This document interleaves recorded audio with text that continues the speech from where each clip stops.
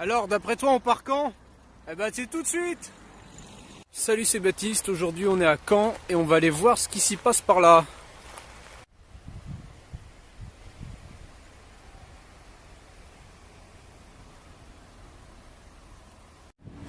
Alors, à la base, ils ont conçu ça pour passer en dessous du bruit. Sauf qu'ils ont mis un passage exprès pour le bruit. Alors, c'est bien la peine. Mais donc, c'est sympa ici. Alors, il y a des trucs comme ça. C'est un peu comme des zoos, mais avec des humains. Donc, le principe est différent. Je crois qu'on appelle ça des universités ou des écoles, quelque chose comme ça. C'est assez amusant. Il y en a de plus en plus en ce moment-là.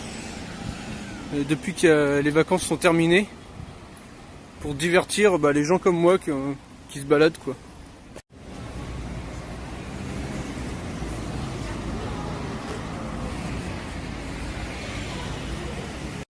Donc là, ils rénovent l'église et ils rénovent tout le centre-ville, j'ai l'impression, parce qu'il y a des engins partout. C'est lui qui fait du boucan derrière. Et là, on a le château. C'est ça que je voulais voir. Alors c'est vrai qu'elle a bien besoin d'être remise en forme parce qu'elle est toute crade, elle est toute noire. Et je mets beaucoup en cause la pollution en fait qu'il doit y avoir. Imagine s'il y a ça qui se dépose sur les murs de la cathédrale. Et il y a sûrement ça aussi dans nos poumons quelque part. Pour ceux qui sont en ville tout le temps. Et ça c'est le château de Guillaume le Conquérant. Et alors que j'entame la visite du château, un super canon là, je suis en train de me demander comment est-ce que je vais rentrer à la Batmobile. Ça c'est une question intéressante. Vu qu'après avoir passé presque 3 heures là dans le palais de justice, je suis un peu perdu en fait. Ça m'a un peu troublé cette affaire. Pas évident les décisions de justice. Donc là on est dans le jardin des simples. Et c'est des plantes, les plantes qui y sont cultivées en fait, elles sont uniquement destinées à des fins utiles, quoi. Il n'y a pas de plantes décoratives, c'est que des plantes médicinales. Et ça c'était instauré à l'époque de Charlemagne, d'après ce que j'ai compris, pour que dans chaque château il y ait un jardin avec tout ce qu'il faut, quoi. Donc c'est une très bonne initiative, hein. Et là ça a été réhabilité, il y a plus de 90 sortes de plantes dans ce jardin là. Alors ça c'est cool. Il y a un accès à Wi-Fi, il y avait ça aussi à Nantes, mais j'ai jamais réussi à me connecter. Là je vais essayer, on va voir. Donc ici on a une petite église, je vais aller voir ce que c'est. Et regarde le château, comment il est immense. La loge des gouverneurs, avec le musée de Normandie dedans. Et là-bas ça se continue encore, mais il a l'air immense ce château.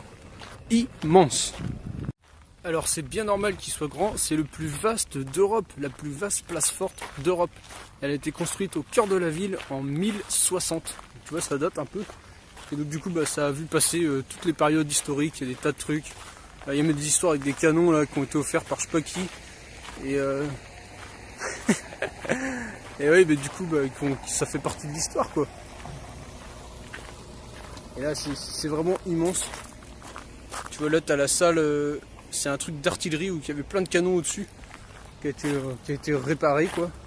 Et ils sont en train de faire un grand plan de réparation là sur plus de 20 ans pour réparer tous les trucs et incorporer le château dans le côté touristique de la ville, mais tout en conservant le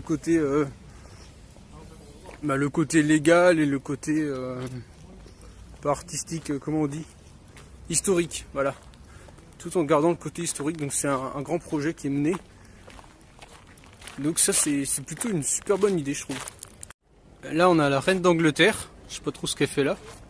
Mr Bean, je sais plus comment il s'appelle en vrai, mais c'est marrant ça. Lui je sais pas si tu connais, je sais pas qui c'est. Et lui, Harry Potter. Ah, mais lui on dirait le mec dans l'agence touriste qui fait le con, Looping. Je pense que c'est Looping. Alors s'il y a autant de terre et tout contre le mur, c'est parce qu'en fait les canons étaient devenus tellement puissants et les techniques pour détruire les remparts tellement puissants bah, qu'ils ont été obligés de mettre masse de terre contre les remparts pour justement les solidifier encore plus. Et il y a certains bâtiments bah, qui se sont retrouvés bah, enfouis dessous, quoi. Parce qu'ils avaient besoin pour que ça soit hyper solide. Par contre là, ça passe pas là.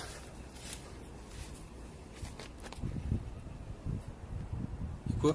On voit rien en dessous. Je sais pas si tu vas voir, mais il y a des clochers partout là. Il y en a un, là-bas il y en a deux qui doivent appartenir à la même église. Là il y en a encore un.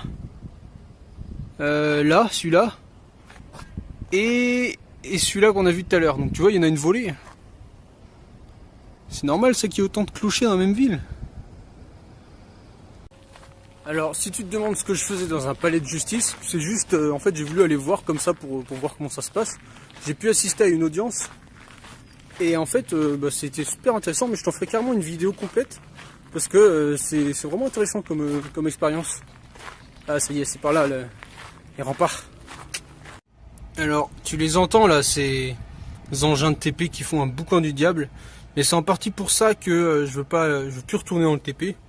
Parce que bah, c'est vraiment usant, tu te rends pas compte le bruit que ça fait, mais c'est vraiment hyper usant. Mais je crois qu'il y a une pelle par là, ouais.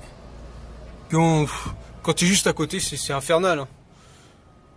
En ce moment, il y a des fouilles archéologiques, enfin il y a des fouilles qui ont été faites toujours. Et donc là, c'était le hall d'entrée pour accueillir les visiteurs. Et là-bas, c'était une chapelle privée, c'est-à-dire qu'il n'y avait que le duc qui pouvait aller prier dans sa chapelle, quoi. Et ça, c'est la salle des échiquetiers. Donc comme l'échiquetier, enfin je pense que ça a un rapport avec les échecs, mais je pense pas que c'était pour jouer aux échecs. Et là, on a les restes du château. Donc tu vois, 4 grandes tours là. Donc la partie bien fortifiée et tout. 4 grandes tours. Et l'intérieur qui devait vraiment être très militaire et très... juste pour l'utilisation, quoi, fonctionnel, voilà.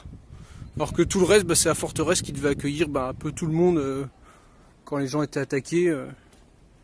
Alors ils étaient très modernes, parce qu'ils avaient même installé des ascenseurs.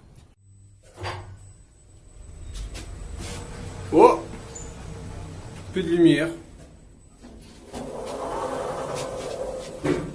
Ah cool.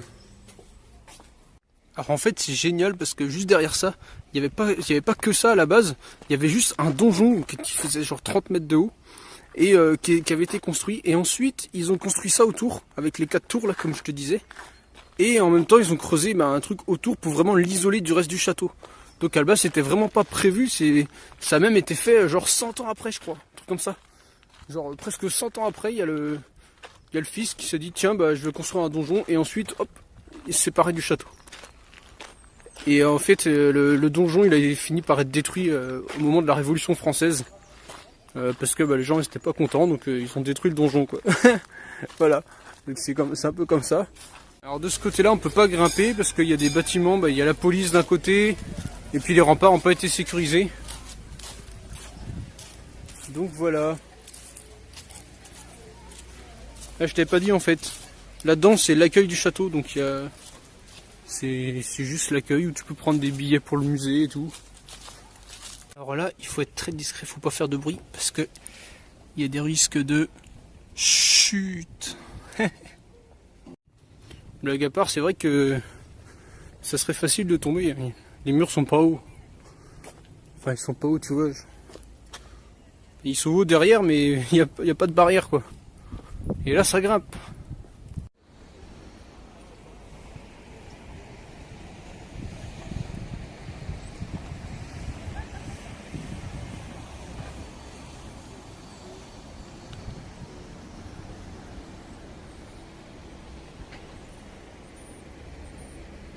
Alors là en dessous, on a le musée des Beaux-Arts.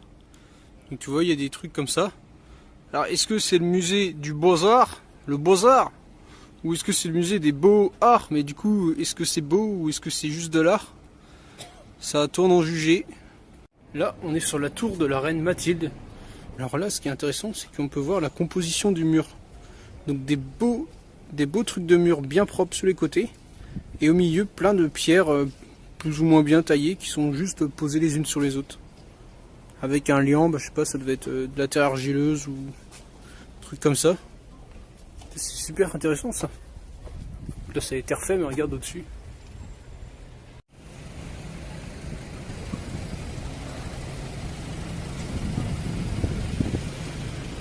Alors ça c'est un truc que je trouve très bien, ils ont mis des protections autour des arbres parce qu'un coup d'engin c'est si vite fait. Et quand on est un peu pressé et que c'est la fin de la journée, bah, il y a vite fait de foutre un coup dans l'arbre sans faire gaffe quoi. Donc ça c'est plutôt bien.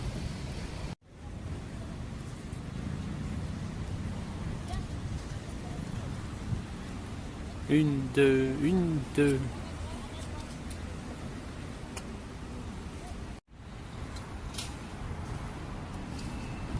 Alors là tu vas voir, c'est marrant.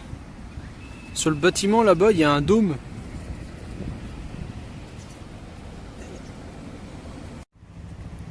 Donc là, le petit fleuve tranquille, comme la vie. La vie, c'est un long fleuve tranquille. De ma blessure a jailli un fleuve de liberté. Alors c'était inévitable, il fallait que je vienne voir le mémorial de Caen, parce qu'il est super connu. Et ben voilà à quoi ça ressemble, au moins l'entrée. Il y a une librairie, et il y a différentes salles avec différentes explications. On est sur un pont, comme je vous disais l'autre fois, tu sais, qui est construit en mécano là. Et ben c'est un pont comme ça. Voilà. Donc il fallait maximum 6 hommes pour porter la pièce la plus lourde. On entre dans le bunker, c'est le centre de commandement allemand.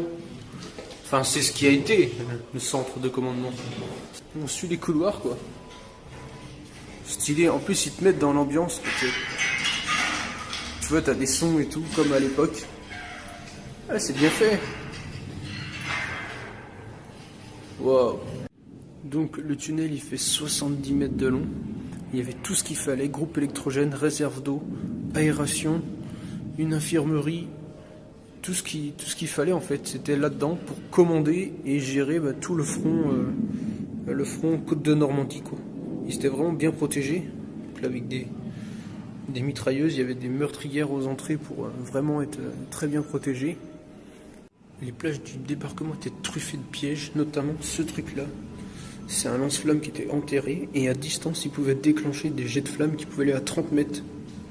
Donc ça envoyait, ça cramait tout sous 30 mètres. Et il y avait des champs de mines avec ce genre de choses, des trucs indétectables puisque c'est en verre, en béton ou en bois. Donc des champs de mines et puis les gens montaient dessus, soit il y avait des billes, soit il y avait plein de trucs. C'était vraiment un carnage. Ils ont pu en mettre que 5 millions alors qu'ils en avaient prévu 50 millions.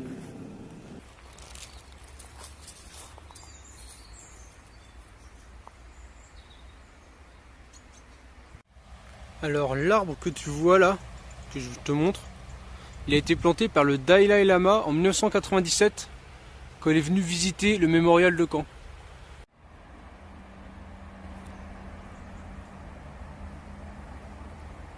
Là on est entré dans la partie guerre froide du monument. Donc ça c'est toute une autre facette que je n'ai pas du tout abordée là encore dans mes vidéos ni dans mes recherches. Ouais, c'est bien foutu. Tiens, un jeu d'échecs.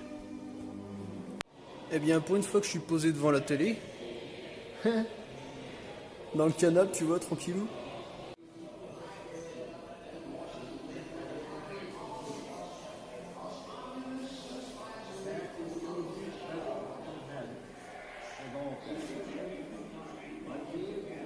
Alors, je sais pas ce qu'ils ont voulu nous faire ici, là.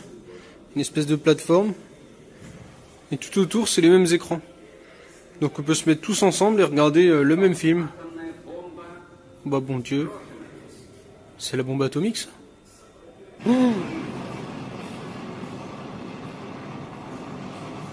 Oh la vache.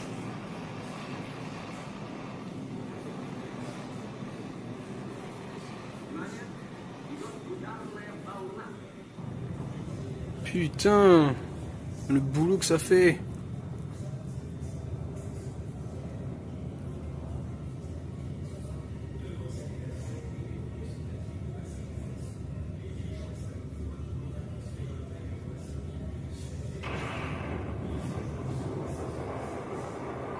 Bon bah ça a tout rasé.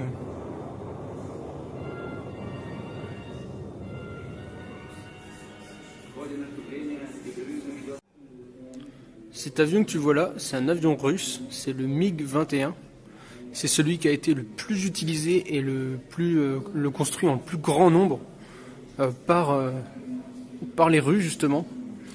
Et il a participé à la quasi-totalité des conflits de la guerre froide en fait. Alors pendant la guerre froide, il y avait des avions américains qui étaient équipés en permanence de bombes nucléaires. Si jamais la base où il y avait toutes les bombes explosait, on avait quand même, enfin les Américains avaient quand même des bombes nucléaires prêtes à agir un peu partout, et les avions en patrouille quoi, ils se baladaient avec des bombes nucléaires, enfin normal. C'est complètement hallucinant. Et en gros, chaque puissance, donc l'URSS et de l'Amérique, avaient chacun plus que ce qu'il fallait pour détruire l'autre.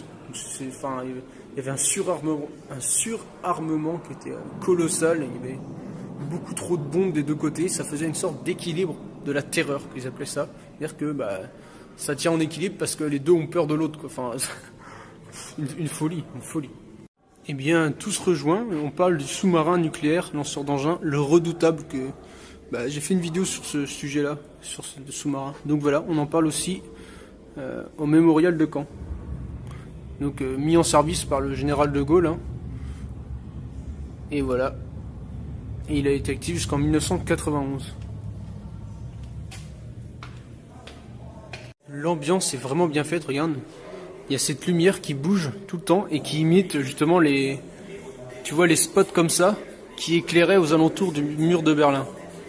Donc franchement, l'ambiance du musée, enfin tout est calculé, c'est vraiment super bien fait. Et puis en plus de ça, c'est hyper instructif. Là, il y a des petites anecdotes, il y en a qui ont réussi à creuser un tunnel de 13 mètres de profondeur pour s'échapper. Il y en a qui se sont déguisés en allemand avec des costumes, pas en allemand mais en russe justement, avec des costumes confectionnés par leurs femmes et qui sont passés tranquilles. Il y en a qui passaient avec des petites voitures, qui passaient en dessous des barrières, avec des voitures de sport. Il y en a aussi, il y a un autre, genre ils enlevaient une partie du réservoir et ils se planquaient dans les voitures où ils se fixaient en dessous des châssis. Donc, franchement, l'imagination pour se barrer était vraiment, c'était une question de vie ou de mort. Donc tous les moyens étaient bons pour partir de Berlin-Est et de rejoindre l'Ouest, qui était beaucoup plus libre quoi du coup. Alors le mur, c'est vraiment un aspect hyper choquant de cette séparation entre l'Est et l'Ouest, quoi, de ces deux grandes puissances. C'est vraiment un symbole fort. Et la première version a été construite en une seule nuit, quoi. En une seule nuit, ils ont tout coupé. Et là, un peu, la version finale, le mur en lui-même, il ressemblait à ça. Alors l'expo est super bien faite, c'est hyper intéressant. Il y a des tas de détails que je peux pas tout mettre en vidéo, ce serait trop compliqué. Mais franchement, c'est super bien fait. Franchement, bravo. Alors, il y a aussi une composante qui a eu beaucoup de répercussions dans cette guerre.